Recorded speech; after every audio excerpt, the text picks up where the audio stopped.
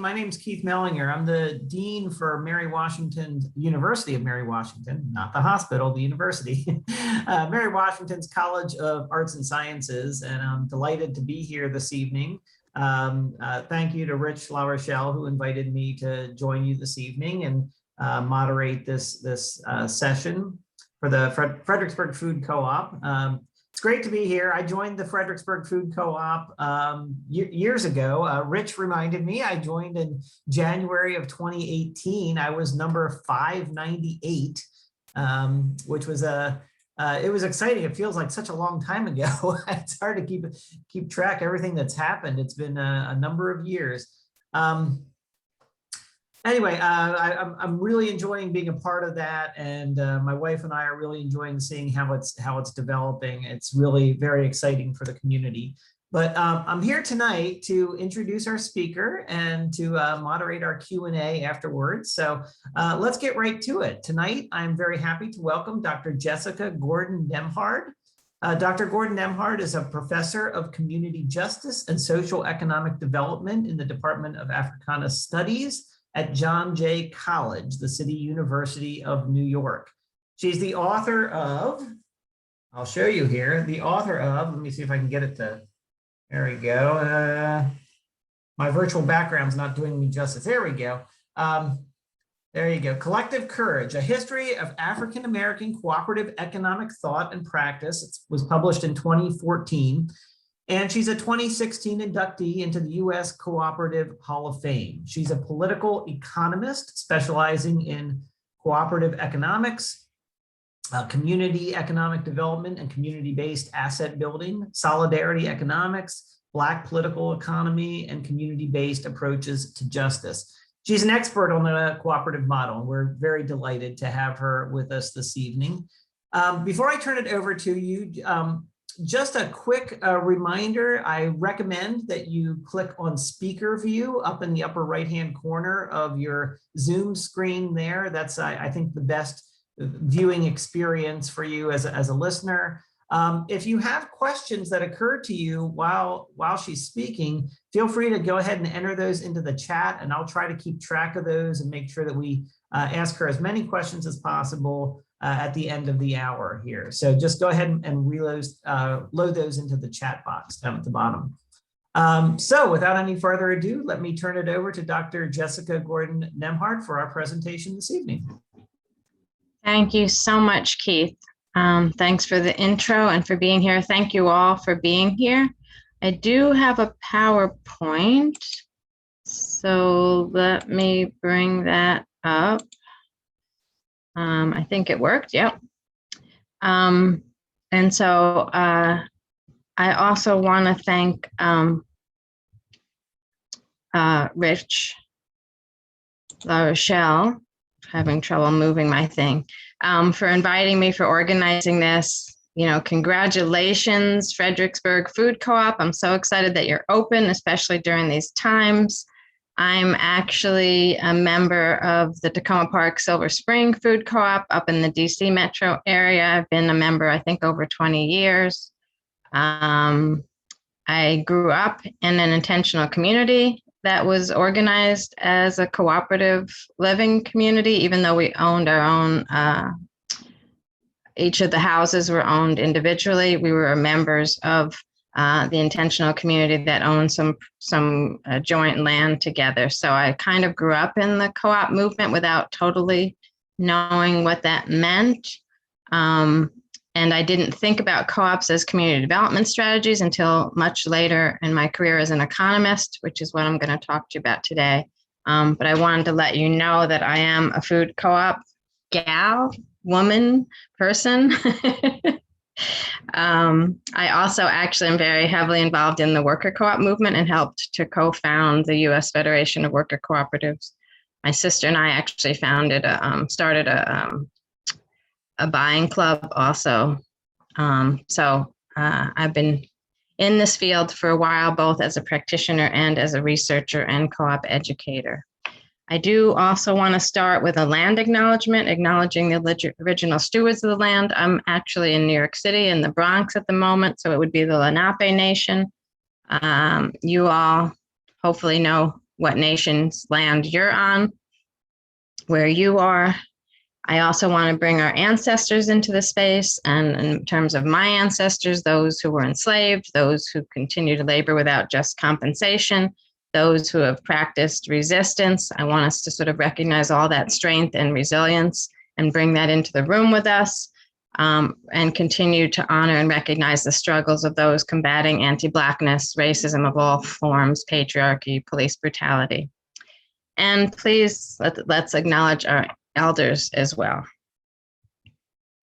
So I think you all know what cooperatives are. So I'm going to go quickly through. I have about 3 slides about what a co-op is, just to give us a little bit of context, right? Companies jointly owned by people in the community, their members who use the services or make the products.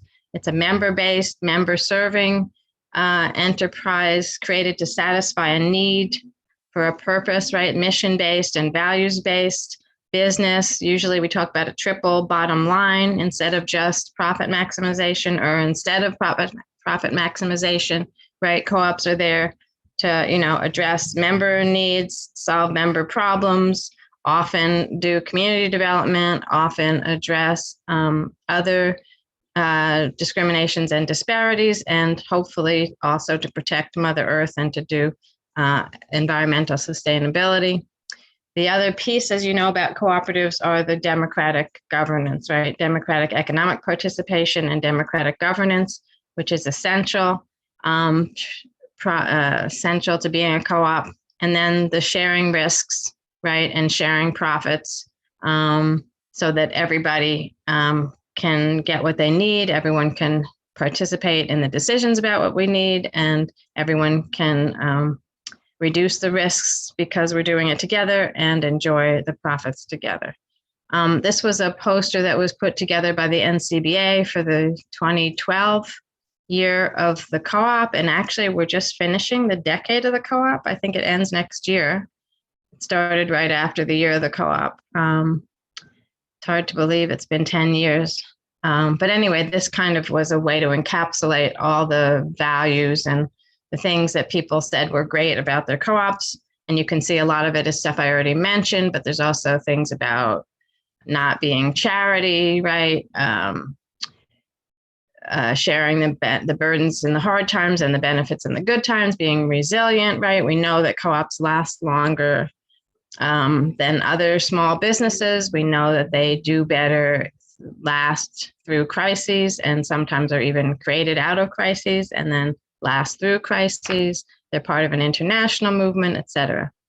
Viable and just alternatives back to that values-based business. And then as I started to mention, the better longevity, lower failure rates. Regular businesses, small businesses are very precarious.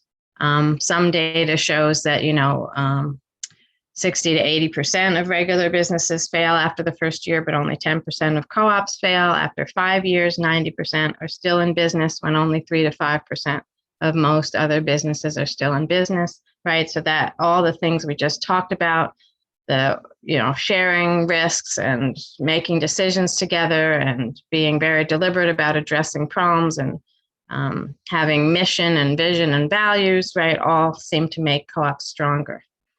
And then I also think I said the crises thing, right? We develop out of crises, but we also develop past and through crises and are able to survive them, again, because of all those practices and principles that we operate on.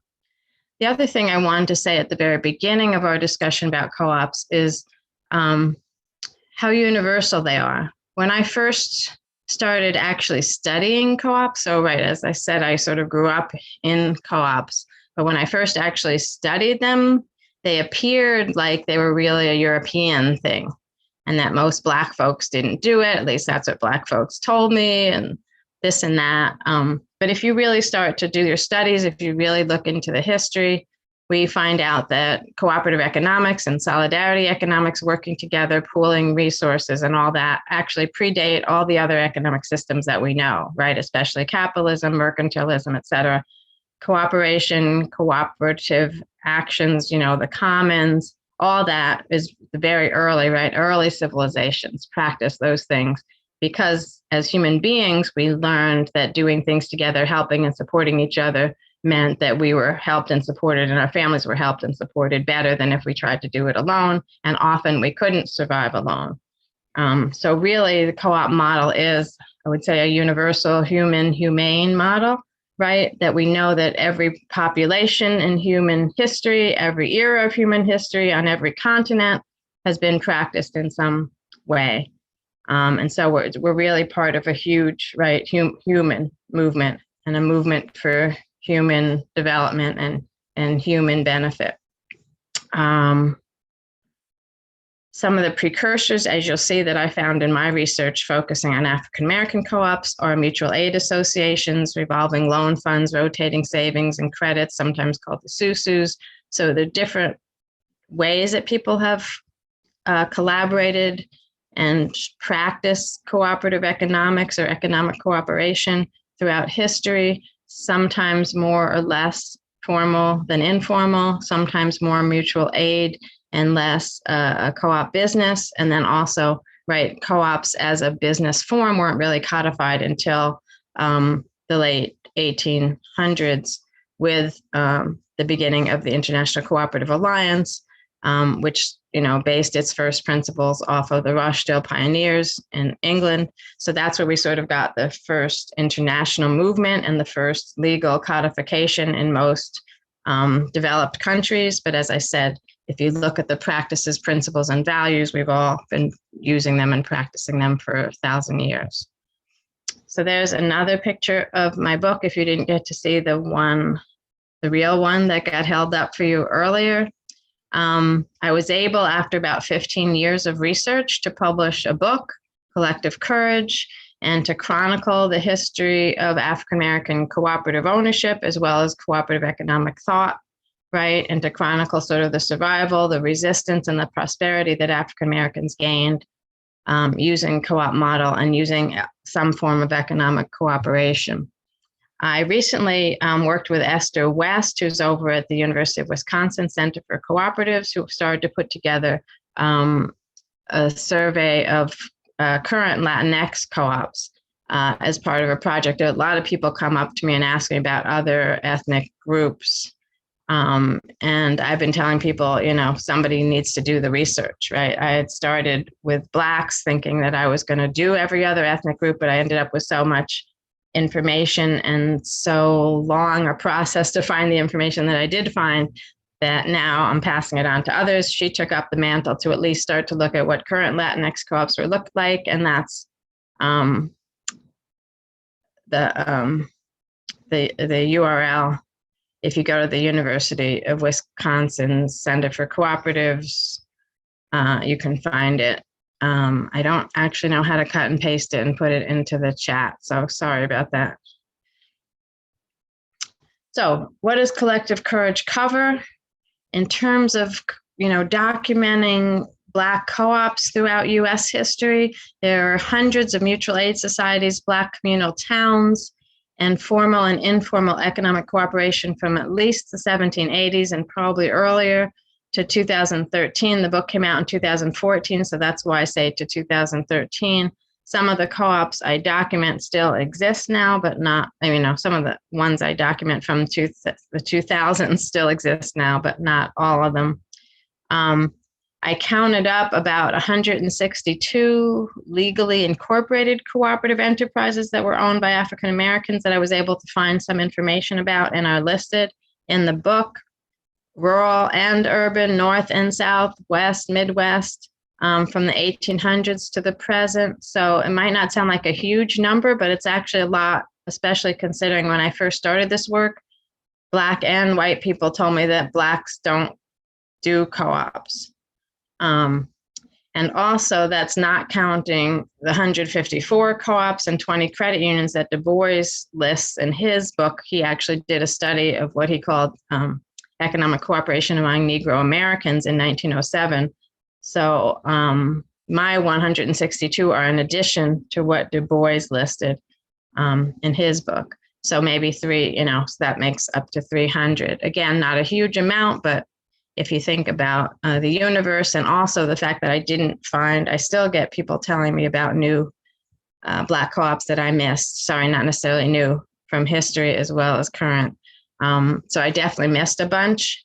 So it was really, in the end, it was not a complete directory, right? But it was more an introduction to the kinds of co-ops and mutual aid that African Americans engaged in throughout history. And then the economic thought part is also about the whole Black co-op movement, how it was separate but also connected to the European American co-op movement, and what Black leaders thought and were saying, because that turned out to also be equally strong a history as just finding examples of Black co-ops. And what did I find? I found that that co-ops helped African Americans to provide quality goods and services that they couldn't get otherwise, often either because they were enslaved or even after enslavement because they were discriminated against, or because they just weren't in places that had access to the kinds of goods and services they needed or wanted, right? Being in a co-op also helped them save costs. Often it helped them to increase their income and wealth because, again, it reduced or sideswiped, got them away from the discrimination they were experiencing in the mainstream economy. So helped them to combat and mitigate racial discrimination, or racial economic discrimination, I should probably say, but even some social discrimination they were also able to mitigate through a co-op. It increased Black economic stability and self-sufficiency, and so hopefully some of my examples will show you that. We were able to the co-ops were able to save or create decent jobs in communities for Blacks, provide some level of independence and self-determination, and developed leadership. So I think I have examples of all those things. Before I go further, though, let me just remind you that there were also barriers. So it's not, it's not just, a gold paved road. It's not, it wasn't an easy process to do co-op development and co-op ownership for Blacks. Partly for, like anybody, capitalization and access to capital were a problem. But remember, for African Americans, when we were forcibly brought here, we didn't even own our own bodies. So access to capital is an extra burden on people who spent the first 200 to 300 years enslaved without control over even their own bodies, let alone any other capital. So capitalization and access to capital. Adequate and proper orientation and training. This turns out to be an interesting one. And again, it's not really just for African Americans. It's pretty much across the board. But because co-ops depend upon economic participation, right, and political participation in the co-op, we all have to be adequately trained on how to run a co-op business, right, how to do a co-op management, how to make decisions with other people, as well as we need to understand the business that we're part of running and that we have to make decisions about. And so there's lots of orientation and training that goes into it. And the co-ops that are the strongest are the ones that pay attention to that, making sure that there's continuous education and training, right? One of the principles of cooperation, but it's a principle because of how important it is to the good maintenance and support and survival of co-ops. And definitely in the Black co-ops, you'll see this again, how important education, all the range of education, understanding the co-op model, understanding the business you're in, understanding how to run a co-op, having information about your co-op so that you can help make the right decisions, all that is really important. And it makes a difference when you're looking at sustainability and success of co-ops. The distrust and excessive competition, both from inside and outside, are a problem. And that one also kind of goes back to orientation and training and education, because the more people learn together and work together and learn how to make decisions together, the less the distrust is and the less the competition. But we also found barriers from external competition, especially for African Americans. White business competitors were ruthless against Black co-ops. One, for ideology reasons, but two, because of the racial discrimination. A lot of white business people made a lot of money off of Blacks. And so having Blacks own their own co-ops, step away from an exploitative system, not work for an exploitative system actually hurt white businesses. And so they were very ruthless in trying to stop the co-ops in that sense. Also, they were ruthless because of white supremacist violence, not wanting Blacks to succeed or to be an example of success.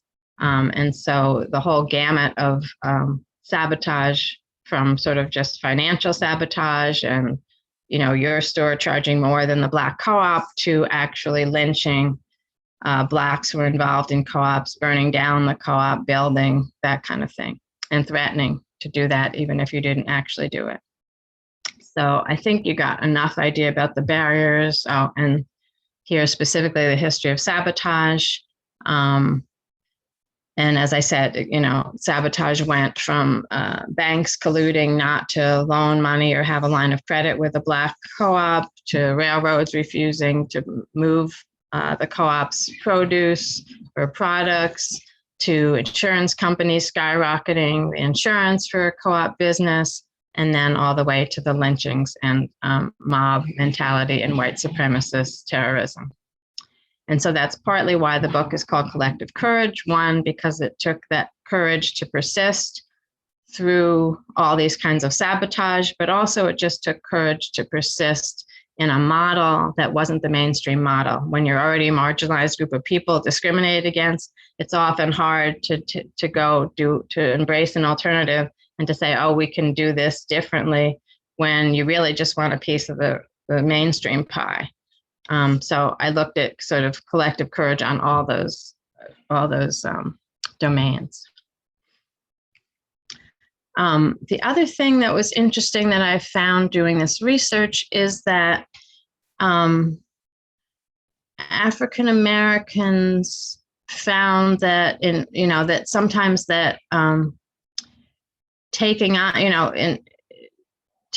the discrimination and the marginalization and trying to find alternatives was a way to be resilient and self-determining, was a way to assert self-help and use that, but also to voluntarily segregate. So in some ways you were forcibly segregated and marginalized, but then you also made a decision to voluntarily segregate into your own co-ops in order to address some of that forced segregation and forced marginalization. So there's an interesting tension there between responding to the outside conditions of discrimination and marginalization, and then choosing to actually embrace at least the segregation part so that you can control your own part of the economy and be self-sufficient on some level, and therefore design and manage your needs and services culturally, racially, sensitively, based on what your community needs.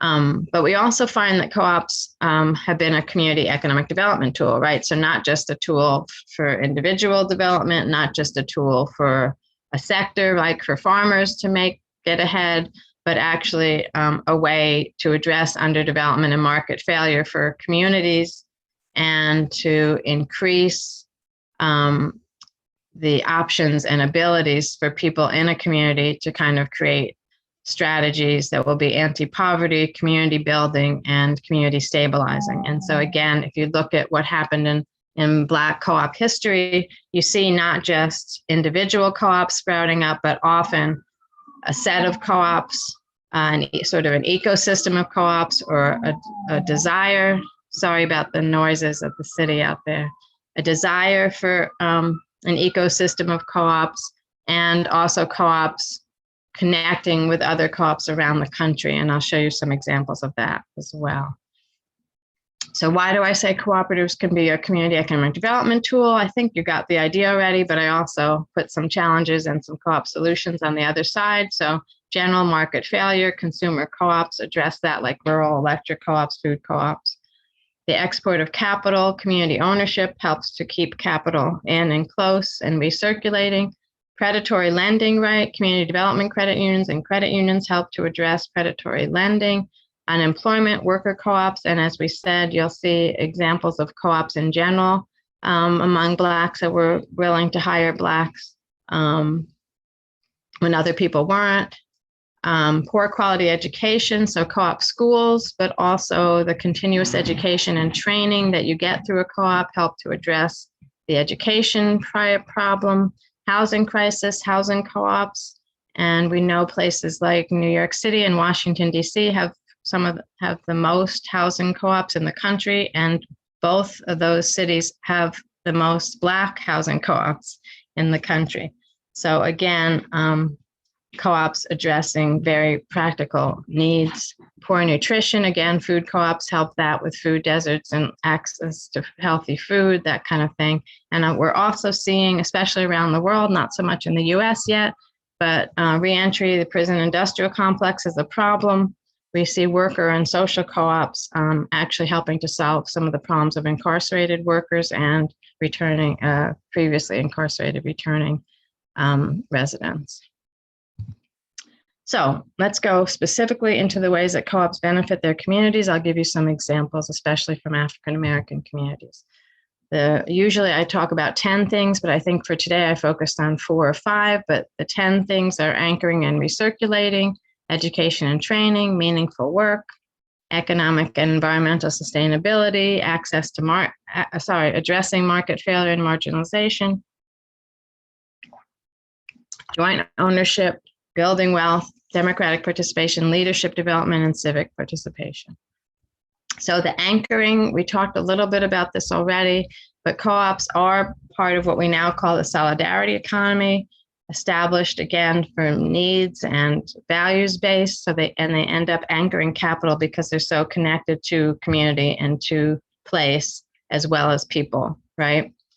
Anchor production and capital into a local community and keep the benefits and returns to capital recirculating among those who produce them, service them, and need them. They often buy local, use local suppliers, right? They deliberately direct dollars to community and support community development. So I tried to document that in some of the examples I found, giving donations, in-kind contributions, et cetera. So co-ops are really that whole sort of ecosystem of what we call anchoring and recirculating. One example would be during the Great Depression, Consumer Cooperative Trading Company in Gary, Indiana, was established in 1935 after about 1.5 years of extensive study. A small group of people came together, started studying the problems in their neighborhood. The last bank branch had closed. They had no gas station, no grocery store. They started studying cooperative economics together. They got more and more people involved. They started a buying club and then opened an actual grocery retail store in 1935. Within a year, their retail grocery co-op was considered the largest grocery business operated by African Americans and had total sales of $160,000 annually. Remember, we're in the middle of the Great Depression. So this kind of number, especially in 1935 and 36, means a lot more than it does today. And they were also giving annual dividends back to members of 2%. So, right, wealth accumulation as well as access to needed goods and services and reduced costs, et cetera. They then opened a credit union, a second grocery store, and a gas station. So that's what I mean by this ecosystem of support that often got established. The Brotherhood of Sleeping Car Porters is considered the first 20th century Black independent union, right? Also created in around 1938. They were a union of sleeping car porters, but they also started co-ops partly to keep money from their decent wages circulating in the Black community. So one of their principles was that it wasn't good enough just to get Black men union wages, right? It was important to keep those union wages circulating, and the best way they thought to do that was through co-ops, credit unions, food co-ops, et cetera. So the Ladies Auxiliary of the Brotherhood actually did co-op training, started co-ops throughout the branches of the union. They used credit unions to help families save and have access to capital, consumer stores, et cetera. Also, the Young Negroes Cooperative League, which also started in the early 30s, had a similar strategy. But it was a national co-op development and co-op education group. So it didn't actually start its own co-ops, but helped the local groups to start co-ops in places like Buffalo, New York, Washington, D.C., New York City, etc. But their strategy was also, right, start small with local buying clubs, then retail stores, then regional associations, credit unions. Then they had a notion of actual regional co-op factories, and then national federations. Unfortunately, their whole vision didn't get achieved, but they were able to start training people in that kind of a vision and thinking about that way. And some of the people who had been in the Young Negroes Cooperative League in the early 30s ended up doing other co-op stuff in the 40s and 50s. It was the executive director of that was Ella Jo Baker, who some of you know later in the 50s and 60s is a strong civil rights activist, but her roots are started in the co-op movement, the Black co-op movement. The education and training that I keep saying is so important, right? The Gary group is an example again, because they started with a group that said we need to learn together about what our options are, and then we need to learn about co-ops. They actually had 2 co-op courses in the high school in Gary to help their co-op group. But we know that co-ops, promote education and training about, I think I went through this slide earlier without realizing it, right? About all the different pieces about how to run a business, how to run it democratically, that kind of thing. And so we know that all these facets of education are important. So important in the Black community that almost all of those, 162 co-ops that I was able to document, if I found out anything about how they started, they usually started with a study group, a study circle, and then continued the training. And again, the ones that lasted the longest and were the strongest had this continuous education and training, continuous study circles, guilds that kept keeping people together, learning together, et cetera.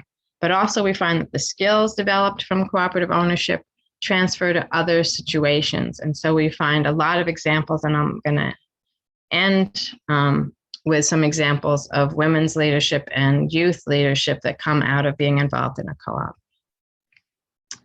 I think I said this already. Gary, I said this about Gary, so we'll skip to that one too. The other thing that was really fascinating to find out is these study tours that people who were starting Black co-ops did. So people in the People's Co-op in Chicago connected with the co-op with Gary and studied it. The Red Circle Co-op, which I'll mention in a minute, in Richmond, Virginia, also during the Great Depression, went and studied what was happening in Gary. They also went to DC, Baltimore, and Greenbelt, Maryland to study co-ops. We know that there were Black local co-op tours connected with the Federal Council of Churches, their conference, and the Unitarian churches in the late 1930s. They also did international tours of the Antigonish movement in Canada and other places. The Federal Council of Churches also brought a famous Japanese cooperator to Harlem in 1935. So all these interconnections of people talking about the co-op model and why it's important and what you can do with it, and then trying to learn from each other, studying who went before, what they were doing, what their successes were, what their failures were, how to do it, that kind of thing. So the Richmond example, again, the late 1930s, really actually supposedly started by the executive secretary of the Richmond Urban League mentioning the Gary Consumer Trading Co-op in a speech in 1937, got people all excited saying, why can't we do that here in Richmond? They did a membership drive, got 35 people who paid $1 each to join. And those 35 people then created a stronger education drive, started having monthly meetings. And within a year, by the end of 1937, had 125 members and equity of 1,200. I think it's 1,200. I don't know if some of you can't see that. As we said, they went on these study tours. They wanted to see what other Blacks were doing, not just what other co-ops looked like, but what other Black co-ops looked like. By 1938, they opened their grocery store in the old Jackson Ward, across the street from a branch of the largest grocery chain store in the U.S. I think that means it was an A&P, but the person that I got that wrote up this story never named the chain store. I don't know why, but this is a really fascinating story to me. So they had the audacity to open their co-op across the street from the A&P or whatever the large chain store was there, because that chain store had refused to hire Black clerks. So this was a direct, what do you call it? Sticking their tongue out, right, at the white store and saying, we're going to have our own store. We're going to compete. We're not even going to sling to another corner to a quiet place. We're going to do it right in the middle of town, right in your faces. They actually competed so well with the chain store that the chain store ended up within like 6 to 8 months hiring a Black clerk trying to compete. And then the grocery store ended up with 4 employees, and the chain store actually had to reduce their employees to 2 at some point because the co-op was doing so well. By 1940, there were 400 members, 4 paid employees, revenues of about $700 a week. Again, remember 1940s, we're coming out of the Great Depression, but it's still, a time of economic weakness. They are able to pay 1% dividends back and served about 100,000 a year in their store. So a great, incredible success story on all sides.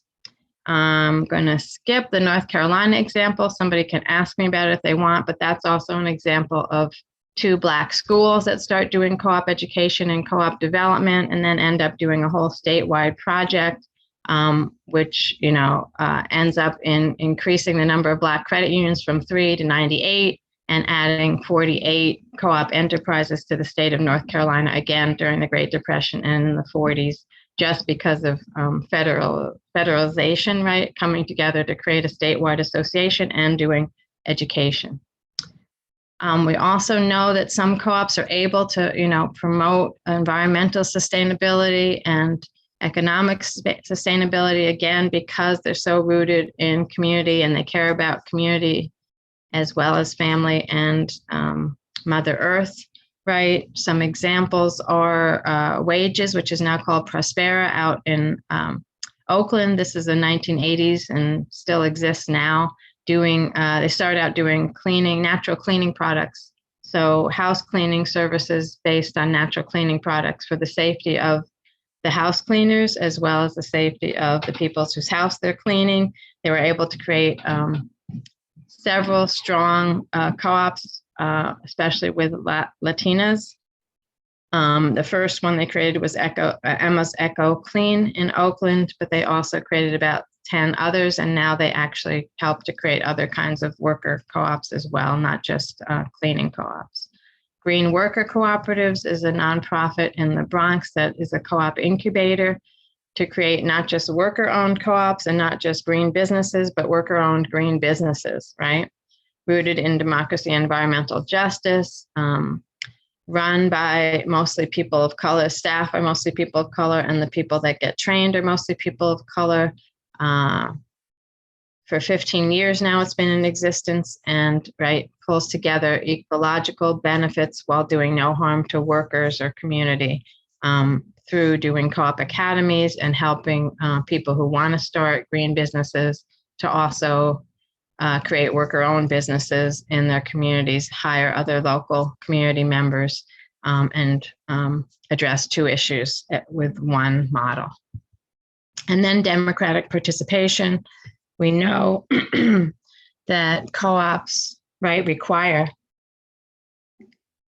members to participate democratically, to help make decisions, to vote on things, to make policy, to be involved. And that participation also helps increase productivity, especially in worker co-ops, but even in consumer co-ops. You have better worker satisfaction, better connection with each other, and better, more voices being heard and connected to.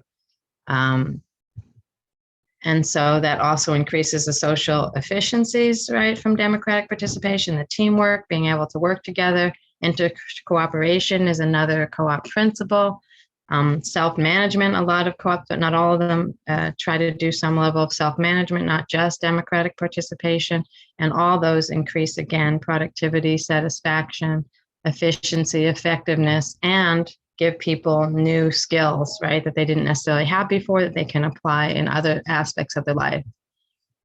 So the democratic participation helps to develop leaders, right? Co-ops, we can look at this. I actually got this notion when I interviewed the then executive director of the Federation of Southern Cooperatives, which is a Southern regional Black co-op development organization, 51, is it 51 years old now? No, it's more than 51, 54 years old now. Started in 1967. Ralph Page, the late Ralph Page, when I interviewed him, one of the things he said is you should know that we can show how co-op activity also creates leaders and people who become leaders in PTA, in local government, and even all the way up to federal government leadership. And so that leadership is really important. I'm going to end with talking about youth leadership, but I also have to say something about women's leadership. One of the other surprising things for me in this research was Black women's leadership, how important Black women's leadership was in the Black co-op movement. But also the youth development and youth leadership development has been very important throughout the history of the Black co-op movement. And so I'll end with two, or maybe I have time for one example. Crenshaw High School, 1992. This would be the fall of 1992, so after the Rodney King incident. Crenshaw High School is in South Central LA, which has been pretty much devastated from the rebellions that happened after the Rodney King incident. The high school starts teaching the students how to grow vegetables, has a school garden, and the students want to use that school garden to help their community. So they start giving the food away. They participate in a farmer's market, but they also start to learn about business development and decide to start a co-op to sell salad dressing that's made from the produce. They vote that 50% of the profits from the sales should go to scholarships to college. They start selling their salad dressing at the farmer's market from the school, but also they join the new Amazon platform to sell through Amazon.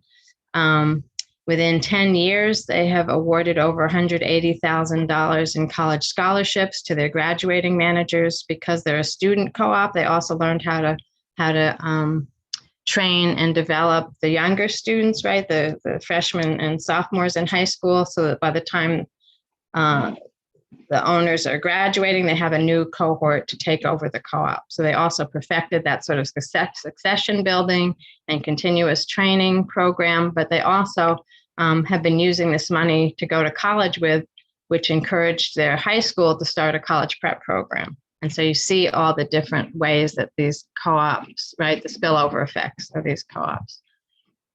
And you can ask me about toxic soil busters, but another youth entrepreneurship.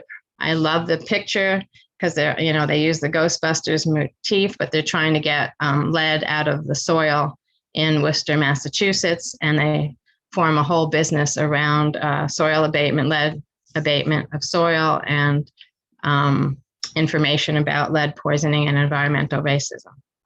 And so my last slide is just to pull together again, sort of what do we need, right? What do we learn from the Black co-op movement about what do we need to do co-op business development? So we need adequate resources, adequate management training and financing, but we also need human energy and enthusiasm, right?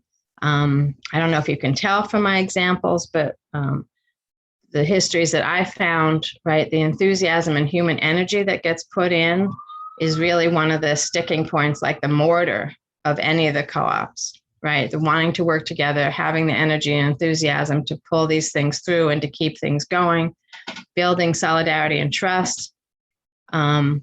The more solidarity and trust you have, the stronger and longer lasting again is the co-op. The internal education, the study circles, plus public education and publicity. So both what's happening internally and keeping everybody that's in the co-op up to date and informed and educated and trained is really important, but also making sure that the public knows what's happening, because we also found that community support was essential.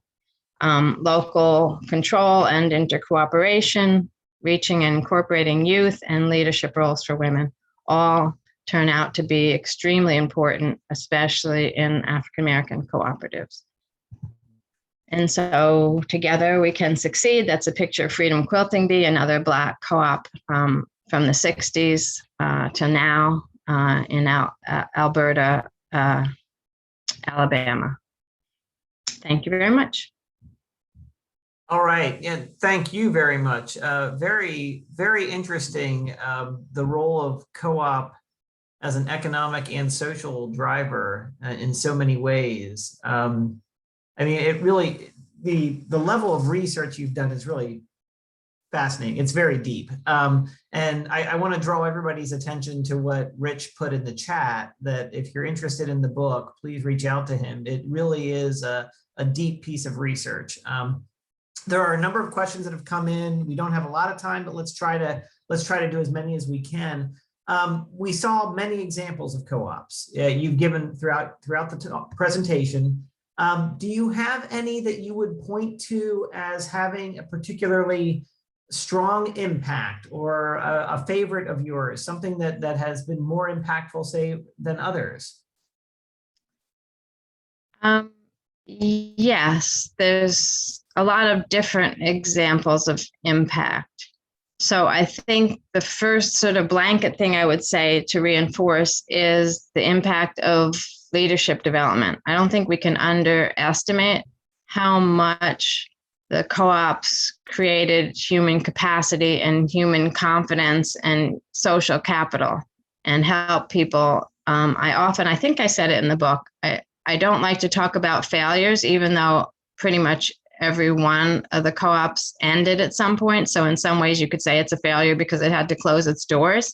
But I really tried not to use the word failure throughout the book and when I make my presentations, because no matter what ended up, no matter whether the co-op started and lasted 18 months or 30 years, people were different and better from the effort of coming together, trying to create your own business, learning about how to do that, practicing doing that, etc. So the people who started it, whether it was a short-lived or a very long-lived effort, all came out better, had stronger skills, were able to do other things, sometimes even created other co-ops, definitely went on with other leadership. And so I think for the whole history of what I found, that social capital and leadership development are incredible outcomes and benefits, and for any of the co-ops. One of my favorite examples of important outcomes was in Baltimore in 1865. It lasted for 18 years. Chesapeake Marine something and Shipyard. I can never remember the name of it because it's so long. It was a stevedore and caulkers co-op. I was never actually positive that it was a worker co-op. I think it might have been like a multi-stakeholder co-op where Black middle class and business people bought the company for the stevedores and caulkers so that they would have a place to work. But the thing that was fascinating about that model was, for those of you who don't know your history, at that period of time, it's the end of the Civil War, and Maryland, like a lot of other states, and I hope you realize that Maryland was a slave state, it just stayed in the Union. So it had slavery until the 13th Amendment. The state of Maryland passes a law after the 13th Amendment, after freeing the slaves and after the Civil War, to say that Black skilled workers could not work independently, could not work for themselves, and could not work by themselves. They had to be hired by white business owners. And so, or they had to be hired by a business, they couldn't work on their own. And so the white stevedore and caulkers didn't want them competing with them, so wouldn't let their bosses hire them. And so the Blacks in Baltimore decided to create their own co-op that would hire the Blacks. So what they did in the 18-year history that they had, they actually ended up hiring a Black and white. So they integrated the labor force for stevedores and caulkers, and because they had their own company, their own co-op, they also integrated the stevedore and caulkers unions. So by the time they quote unquote went under after 18 years, because the land rent was too high, they actually had already integrated the workforce, they had integrated the industry, and every single one of their 200 employees got jobs somewhere else. And so that kind of, In some ways, they sort of solved the problem that was happening in that industry with the co-op. And then because of what the co-op achieved, it was able to address those issues. And so even though it went under, it had a long run and a good effort. So that's sort of some examples. Yeah, that's great. That's great. So, I think that a lot of people that are on this in this session here are, of course, very focused on our own co-op here in Fredericksburg. And, with an expert like you in the room, I think we all want to hear your advice. So with that in mind, I think there's some questions here that are really about what we can learn from the past. As I've said, we've seen co-ops play a role in economic and social development. What role can our co-op play in becoming, say, an anti-racist organization, or helping new co-ops with minority ownership get started? What advice do you have for us in those issues? Right. So I think there's a couple things. The first thing is, to make sure, I heard you have what, over 2,000 members now, right? 2,200. Right, 2,200. So the first thing is to make sure that you are welcoming, right?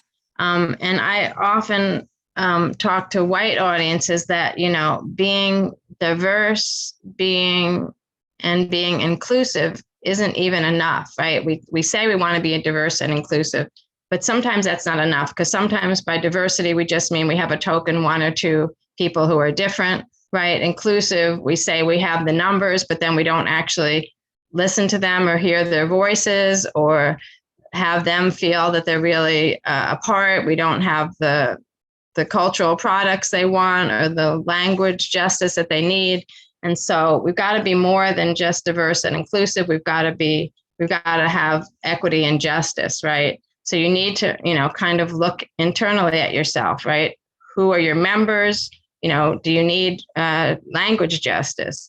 Do you have the kinds of cultural products that would attract people of color, or whatever would make your community more diverse, right? Who's on the board? Who gets elected to the board? Do you need to review your board and how it gets elected to figure out how to bring more people into the governing side?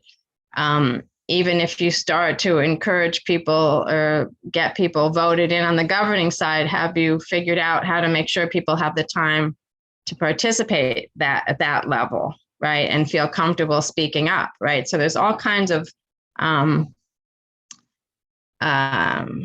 monitoring of your own practices that are really important here, and asking yourselves questions, right? About who's at the table, who's not at the table, whose voices are being heard, who's not, and then why aren't those voices being heard? Why aren't certain people at the table? Sometimes it's just very simple, you have your meeting at a time when they work, or sometimes it's much more complicated and they want to participate, but they feel like everybody's always talking over them or not listening when they speak, right? And so then you have to figure out what kinds of consensus building and listening practices do you need that would really make people feel heard and feel like it's worth speaking up, right? So there's that level just on who are your members and attracting and keeping your members, right? In terms of supporting community and that kind of thing.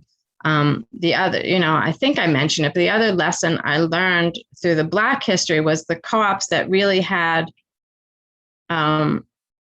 solidarity relationships with their communities also lasted longer. Even if all the people in their community weren't members of the co-op, if the co-op worked with the community on projects that were important, if the community knew what the co-op was doing, what its mission and values were, then if and when the co-op was in trouble, right, the community, for Blacks, it could be as extensive as community members putting themselves in the way of the white vigilantes who were trying to burn down the co-op.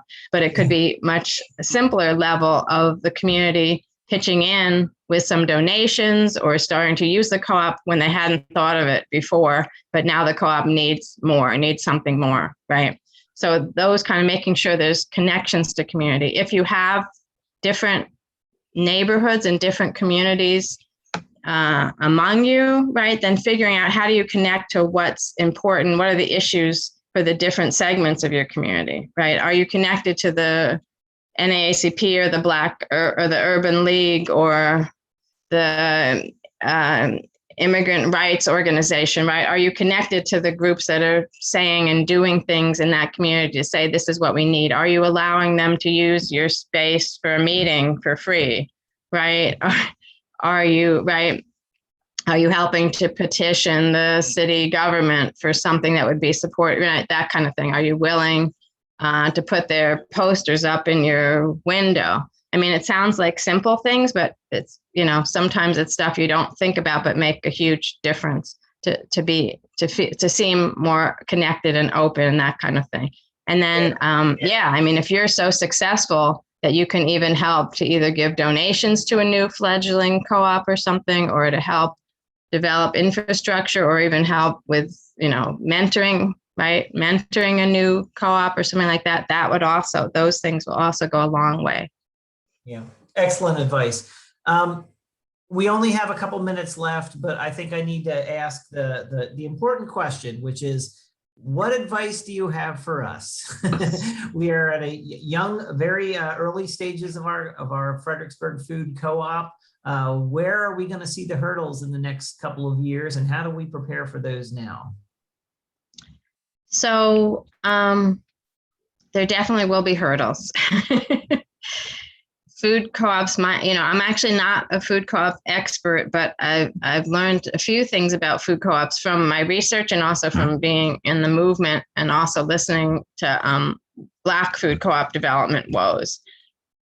One of the biggest hurdles is getting enough people to buy from your store. So I've heard horrible stories where they get people to sign up to be members, but then people still go and buy from the Piggly Wiggly or buy from the Food Lion or actually, I've heard worse stories where they're buying from the dollar store instead of the co-op, even though they're a signed up member and they paid their dues and everything. And so figuring out, right, how do you make sure that people want to, can afford to, and it's accessible for them to use the co-op?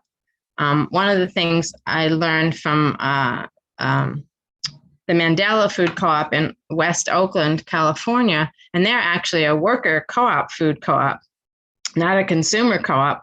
But one of the things they did early on before they even opened, and I think they do it continuously also now, is they're really also community organizers.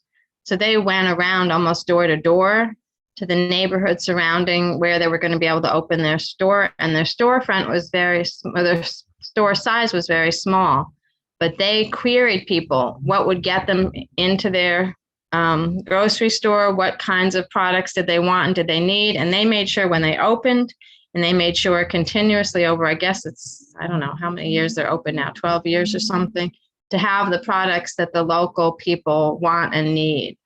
So that people felt heard and also felt connected, right? So I think making sure those kinds of things. And then Mariposa Food Co-op in Philadelphia, one of the interesting things they did during the last financial crisis was they were able to, they wanted to remodel. They were able to actually pull together I think it was 60 or 70% of the financing from among the members and the members' families and the community, rather than be beholden to banks and other things. And so they did this huge drive, but they got literally family members to give patient capital donations and not patient capital, to give donations, but also to invest patient capital. They got community members, right? They had a whole sort of drive to create to earn as much of the money through friendly patient capital among the community. So then when they went to the bank for the last bit of money, they had a whole bunch that wasn't committed to demand by a bank loan and all that kind of stuff. So again, that's where that community, right? I can't emphasize how important these different kinds of community relations are, and to get people in the community, whether they're members or not, to use you, but also to see you as an asset that they want to stay in the community. Yeah. Again, excellent advice. Well, we're at the top of the hour. Again, thank you so much, Dr. Jessica Gordon-Nemhard. Thanks for being with us. And let me just remind everybody to go shop at the food co-op. Great to see Absolutely. everybody. Great to see some familiar faces. See you next time. Thank you so much. Thanks for having me. Good luck with everything. Thank you, Jessica. Thanks, Jessica.